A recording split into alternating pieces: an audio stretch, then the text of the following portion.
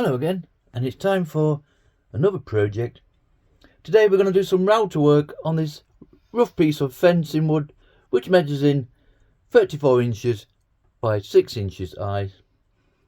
Spend 10 minutes just to sand it all down. It comes up really nice, and it's ideal wood for somebody that's maybe just starting out in the woodworking side of things, and you don't want to waste a lot of money on your fancier woods.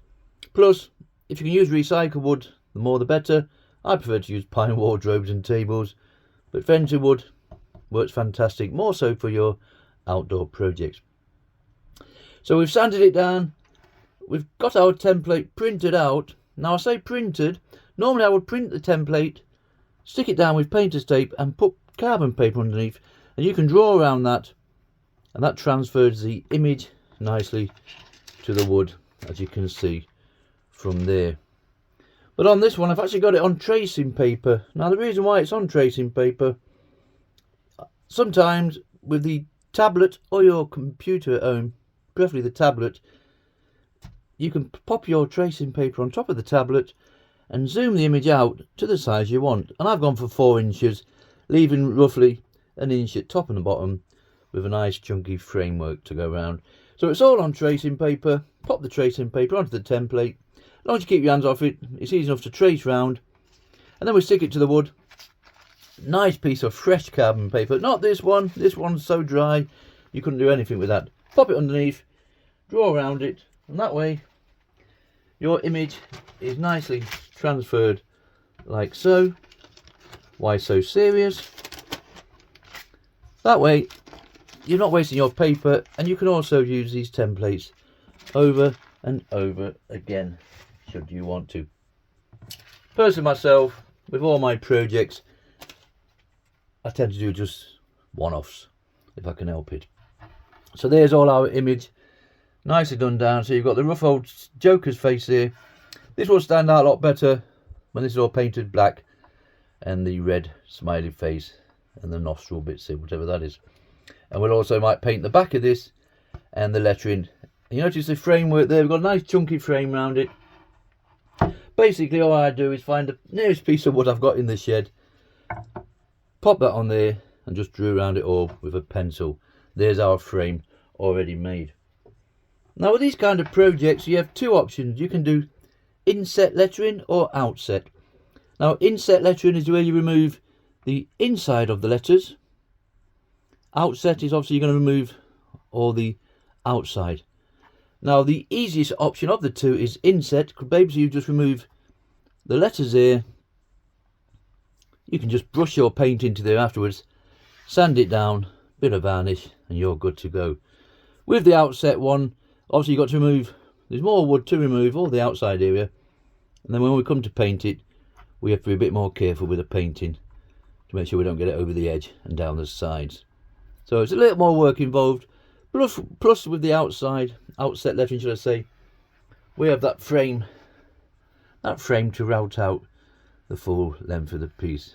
Where if that was inset, there would be no framework, and you could just sand it all down afterwards. So it's a preference thing. For me personally, I just prefer the outset letters. They just seem to stand up better from the board, and even though there's more work required. So there's our template, all nicely done. Now, as always for me, I'm going to use what they call CNC bits. I think they're called computerized programmers something. There's a totally different name, but I've always called them CNC bits. And that's what we're going to stick with today. Now, they come in different degrees. These are 20s, 30s, 10s and 15s. And that literally is just the angle of the cut. Personally myself, I won't be able to tell the difference between a 15, 20 or 30 degree. But you can just see the angle of that cut there. I believe this is a 15, so it's quite sharp. Now they come with a small shaft, a 3.175mm, so they will not fit your router. So you require what they call an adapter reducer collet, and it's basically just a little tube like that, a couple of slits in. That's a 6.35mm or 1/4 of an inch. So your little CNC bit slots in there. That will now fit your 1/4 inch router. If your router takes 1/2 inch shanks, you want the 1/2 inch adapter collet. So we've got no problem with that. If you do use the Dremel with the router attachment on, they will fit a Dremel, no problem. But for me, 1/4 inch router in the adapter collet like so. So we're going to do outset. So when we cut this out, route it out, should I say, you want to be up to the line. Never route out on the line. You've got a small area like this section here. If you're going to route out on the line there by 3-4 millimeters deep and route out on that line there, you will basically lose that section in between. So we want to be up to the line, up to the line. Same if it was inset, up to the line there. So basically, once we've gone round, we want to 90% see the pencil line, the full length of the project once we're finished. It doesn't matter if it's not perfect, it's going to be somewhere near enough what we want. So up to the line, never on the line. Now on most of my projects I work on a depth of about 3 millimeters to 4 millimeters, and that is literally the thickness of that, 3.175 millimeters. So for me personally, that is plenty deep enough. I made myself a little gauge, and you can purchase gauges from eBay, Amazon, and that just fits flush in there. So I know that's 3 meters, slightly under on that one, that's going to be 4 millimeters. So either one of those will be fine. So we'll do that first. All our line work round the full piece, not forgetting the framework, and obviously round the face bit at the end. Once we've done all that, I normally pop on these end milling bits. These are ideal for clearing out with, more so for your smaller projects, and they will fit the same adapter collet no problem. So once we've done all our lines, we will simply pop that in there, set it to the same depth with our piece of wood, or you will notice I will remove certain areas of this, and then we will clear it all like that with a bigger one. Obviously it's going to be a slow process with that. Now there's bigger pieces out there, there's also better pieces. I use CNC bits, there's profile bits, liner bits, spiral up cuts, down cuts. I just use CNC bits and the end milling bits. But I've also tried what they call straight flush bits. Now these are beasts of things. Back in the day when I first started, if I just get the lid off, I did all my projects with something like that. I think it was slightly smaller, 1/8 bit. I would do my lines, the clear out, and everything with that. So we'll see how this is going on. If it's a slow process, and don't rush to do your projects, enjoy it. I don't do pieces to sell personally. If they do sell, that's a bonus. If not, we're not overly concerned. I can just show this router bit while we're on. This is actually 3 inches long.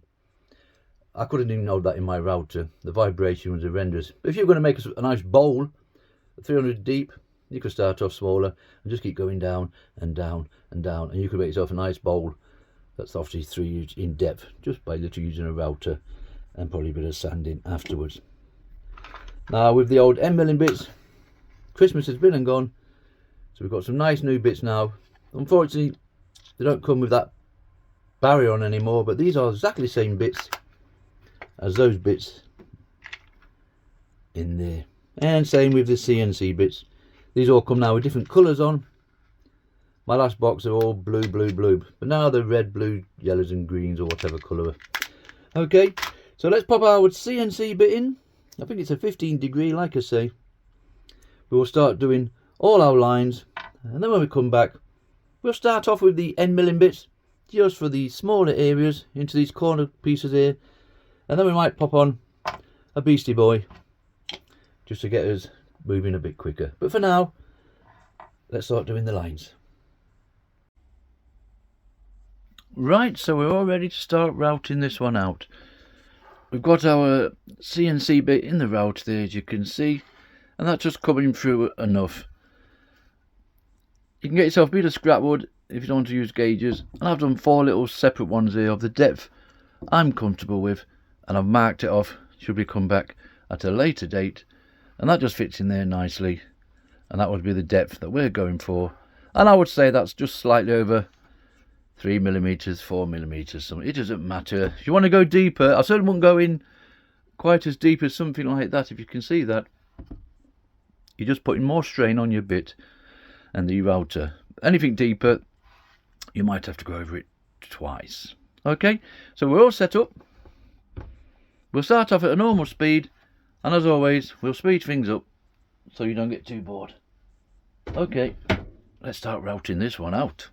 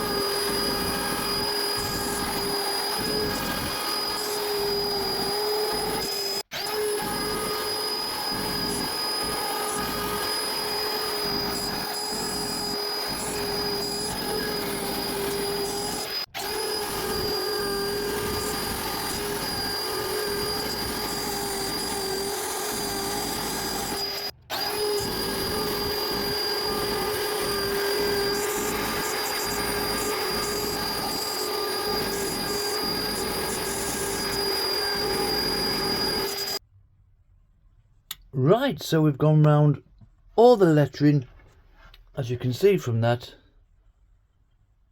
and you can just make out that pencil line we were talking about. So we've gone up nicely up to the line, round the face itself. We've removed the middle of the eyes here, no need to mess about. I'm just going to spin it round just so I don't knock anything. And there's the other end of the piece itself. So now the next stage, before we go on to the end milling bits, all the straight flush bits for our clear out. Remember, we've got to clear all this background out. We've got to do the frame itself. Now for me personally, I will just do this freehand. One, because I'm not personally bothered how straight it is, and two, I do just find it easy to do it freehand. With my old Black & Decker saw, you see there, it just come with one of these micro adjusters. If I can just show this without knocking anything over, I'll just spin my router around a bit. I'm sure them cables will be long enough. This actually slides onto there. There's some one way over, slots into there, and that router will end up sitting on there. I'm going to catch these cables. Just give me 2 minutes just to flick over the top. Here we go. So my router would basically sit on there like so, and you can adjust that and then run that along with your wood, and that should hopefully give you a perfect straight line with your router sat on there like so. It didn't work for me. I tried it, and I've had 9 routers, and I've got 9 of those just kicking about in my shed. Now another option, if you're not too sure with your straight lines, just get yourself a nice piece of straight wood ready to clamp on there as your guide. This is maybe a little bit too big for what we want today, and you can set your router up into that corner where you want to be, put your wood there and clamp that down. This is possible. Go to the opposite end and do exactly the same there and clamp it down. Just little clips, they don't have to be too fantastic. You'll have to work off the end of the table or something, and then you can use that piece of wood just as a guideline and follow that the full length, and then swap it over, bring your router. I'm all tangled up today, I don't know what's going on here. So you've clamped your wood down, and then same again with that corner, and use that piece of wood as a guide basically. I hope that explains itself. What am I doing with these cables today? My workshop is just so small. What you see, that table, that is basically all I have to work with. If I turn around, in fact I'm going to show you the state of the place. If I literally just turn around now, I have my little area there that I work in, and there's my other little table all nicely messed up over there. So we are limited for space, so I do apologise if it seems like I'm all over the place sometimes. Okay, let's pop the router, same depth remember, onto our wood, and let's just route out the framing side of things.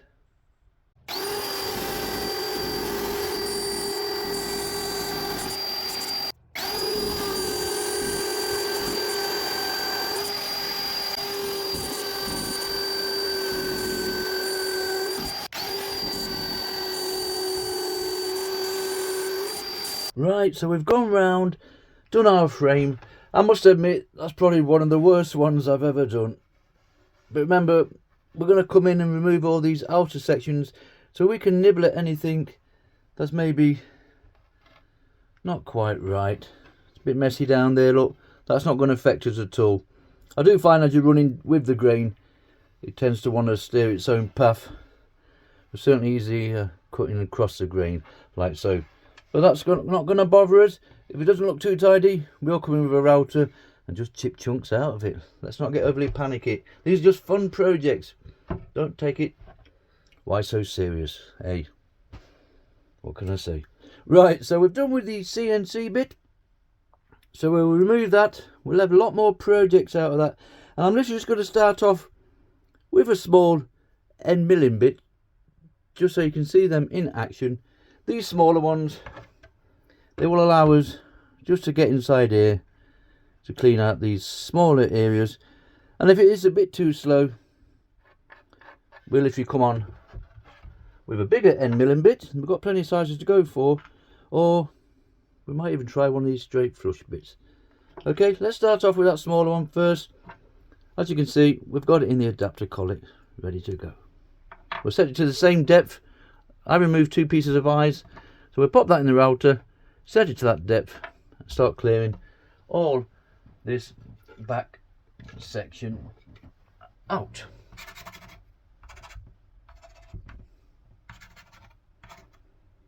If you prefer to go around and mark it off, that's entirely up to you. What you don't want to do now is come in and start removing the lettering. That will be your project ended. Okay, right, let's start removing the penciled out areas.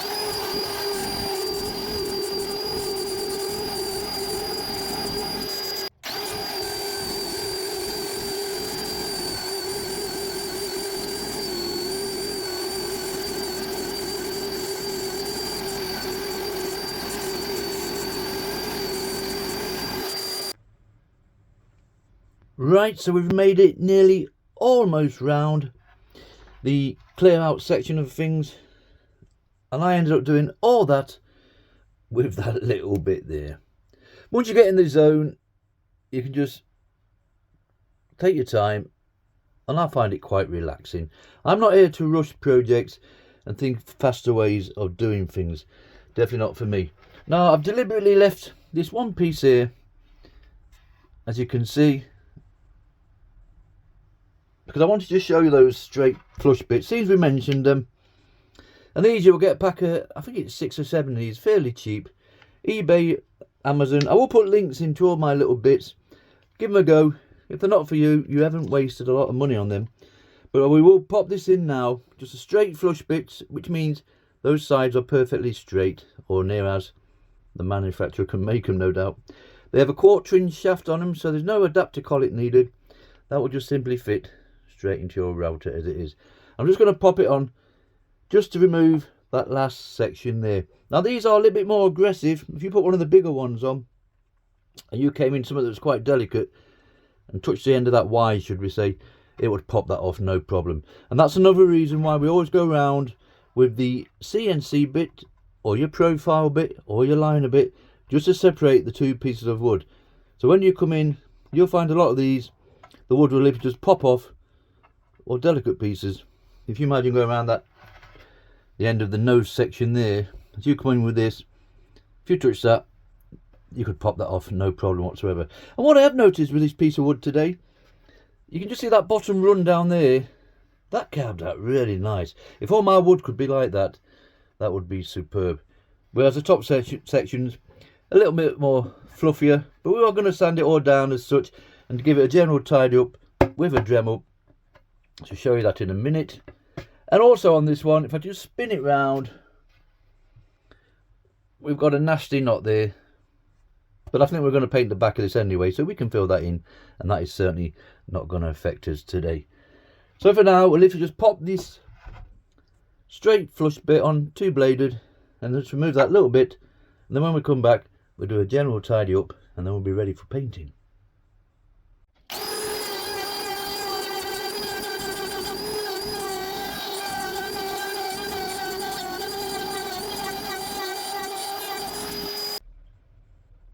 Right, so we've removed that last section with that straight flush bit. That took it off, no problem whatsoever, but you can feel that aggression there, and most of it was chipping off instead of routing off, which is not a problem. You've still got the same after effect, but I would certainly be cautious about going around these delicate areas of it, so you have been warned, as we say. So that's all nicely routed out now. We've done away with the router. we've sorted those sides out the best we can, and they're definitely going to be straight and near enough a framework for what I need today. To be honest, I think that's a little bit too thick, but I'm not prepared to go around it all again, so we're going to leave it at that. So the next stage for me on these kind of projects is literally get the flexi cable. This is just eBay again. This attaches to the Dremel at the end, and these are ideal with engraving bits, one with a nice flat bottom on there like so, and you will get these off eBay. You get a pack of 30 for next to nothing, and they're round-headed, pointed and all the rest of it. And these are ideal to take 5 minutes to pop that on your Dremel and just go around, get inside those letters, get rid of any dusty bits. And you notice there we've still got our pencil lines showing, so as we go around with the engraving bit, we can literally just nibble away if we want to take it a little bit nearer to where we actually want the project to finish itself. And then once that's done, a little bit of sanding down. We'll come in with a nice mouse sander, literally skim over the whole lot. I've just noticed on this one, I didn't even bother sanding the sides down, so we'll tidy those up and we'll take that fluffy stuff off the back. Not that it really matters. This will just go outside on this side of one of my fences, I'm sure. So quick tidy up, and then we'll look at the paint, and now we're going to paint it.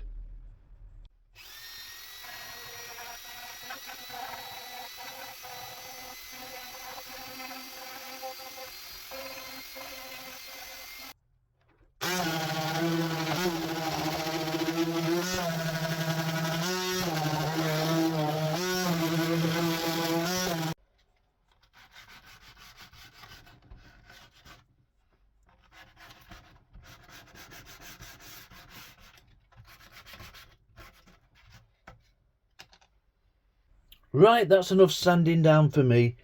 So we got the Dremel in there, we've cleaned out nicely in between all those letters, as you can see, and then we've got the mouse sander just to round this framework off all the way around, and we've levelled that off the best we can. Remember, this is just rough old fencing wood. I did take a little bit off the back, but normally that should be planed down a bit better than that, but once it's on the wall, we're not going to see that, are we? So that's it. Now we're going to paint this full paint job. Now the idea, because of the Joker there, he's going to have a black mask on, and he obviously has the red lips. That's no problem. We've got our black painter's touch paints. These are ideal for outside. I really do like them, my favourites. I did do acrylic paints at one time, but they tend not to last so long outside, no matter how much varnish and protection you put on. So black and the red, black nose here and the little nostril on the side. But first of all, we're going to put white, so I can incorporate the white face of the Joker, I believe. So we're going to do all this back section white. That will hopefully cover up all our little defects. Ideally, if this was an indoor project, I would backfill all this with resin. And we filled our little hole in there, look. So hopefully that should cover that up nicely. So the white will go on first. And then we'll do a quick sanding down, just to make all these letters stand out again. And then we'll debate on whether to, obviously we'll finish the black there. If we're going to do black lettering, there might just be enough to do red lettering, which will stand out really nice against the white background. And for the frame itself, we could paint that black to go with the black of the eyes, or dark stain on that. But for now, we'll go off with our white paint. Basically just fill in all this. You can put it with a brush, don't be too fantastic, because we are going to sand it down first. Afterwards, should I say. So let's put the white in first, and then we'll rethink, should we say, as regards to the colours of the letters. Okay, we'll start with the white. No sealant on some of your wood. You've got to be careful, because you can put paint into your wood there and it can bleed into the sidewalls. But as we're going to paint the top anyway, we've not got no issues if anything should bleed in there. But there is wood sealers you can put on first when it dries, and that will stop all that. But for me personally, we're just going to get straight in. We want to get all those side walls. Back in the day when I first started doing these, I would take hours you were painting the letter H, then trying to paint the side of the H as well, and the side of the W. It's just not worth the effort now, because it's only 3mm in depth, so we can go on there, and it doesn't matter if we get it on the letter, remember. We're going to come back again and sand this all down. Unfortunately, white is one of the worst colours to do. This is going to want 2 or 3 coats of this. before we get anywhere near where we want it. So I'll finish with this, complete it all, and then we're going to sand it down quickly to get those letters to stand back out again, and then we'll move on to the black and hopefully on to the red. Right, there's all our white paint on. Couple of coats with the white, unfortunately, and every so often I'll have to have a little cup of water to one side and we just dab the brush in, and it just helps it go on a little bit easier. They do dry really quick, those painters touch paint, so a little touch of water every so often just helps it run a little better. Obviously we've made a mess of the lettering, that doesn't bother us. We're going to go in with a little mouse sander, belt sander, whatever you prefer, 80 grit just to get us going, and we might skim over with a 120, but all we want to focus on now is trying to get the wood showing through again, and they'll come in with the black paint there for the mask, and hopefully we might just have enough red there to do the smiley face there and the lettering, and we've got black left. We might even do the frame as well. When we come back that'll all be done, but for now we're just going to sand this over.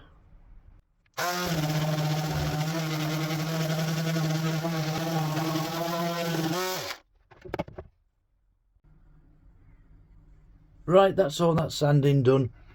If you remember, I mentioned about the bleeding of the paint. We never bothered with this one, and if I get right close and look, we've got nothing at all. That's all nice and crispy. So some woods will be worse than others, but cheap old fencing wood, I can honestly say I've had no issues with any paint bleeding in, and that's near enough what we want.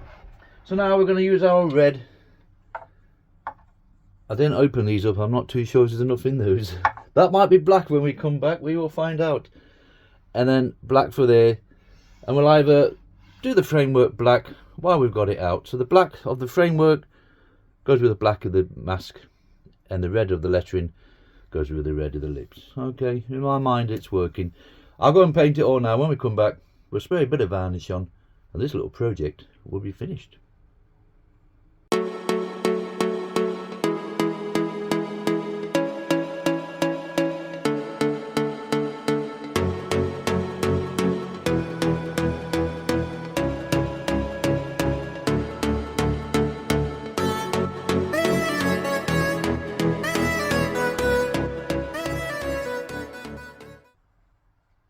Right, that's all the painting done. So we just went with the black for the mask and the nose area, and the red for the smiley face here and the lettering. And originally I was going to put the black on here, but we just went for a dark teak wood dye instead. There's literally just enough left in there to finish that one off. And that's it. And off camera, basically just drilled an hole at either end. Just put some nice screws going there, and we've countersunk those so the screw head will be nice and flush with the project. And if you look closely, we've just, to say, painted the top of all the lettering, and that just leaves us a nice white side. Like I said previously, back in the day, I would have tried and paint all those side walls as well, but it would mean masking it all off or painting it first and then put it back. It was just too much work involved for these little fun projects. For me, that's plenty enough is that, just doing the top of the letters. Now just to finish this off, it's literally just gonna spray some varnish on. One, for me personally, it just gives it a little bit of a shine, not so much for protection. These won't be the best for outdoor projects personally, but it's enough for me, and it will bring out the red, and it'll definitely bring out the surround. Just be careful with your varnishes, sprays with the whites. Some folk reckon they could yellow in time. Personally myself, that doesn't bother me. So we'll just start spraying this like so. We'll go outdoors in a minute, but we'll just darken that down, as you can see, and we'll do it 3 or 4 coats.